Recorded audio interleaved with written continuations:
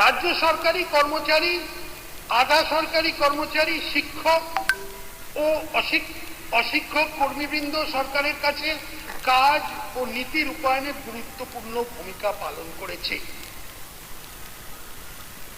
এদের এই অবদানকে স্বীকৃতি দিতে আমরা ঘোষণা করছি যে বর্তমানে 18% মহার্ঘ ভাতা দিয়ে ওপর অতিরিক্ত 20% মহার্ঘ দিয়ে দেওয়া হবে।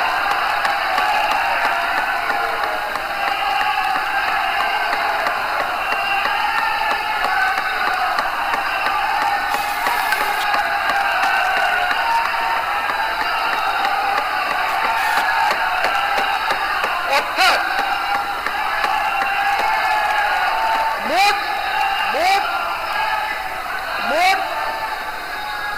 মোট ডিএ হার হবে 38%। পেনশন প্রাপ্যরা অতিরিক্ত 20% ডিএনএস রিলিফ পাবেন।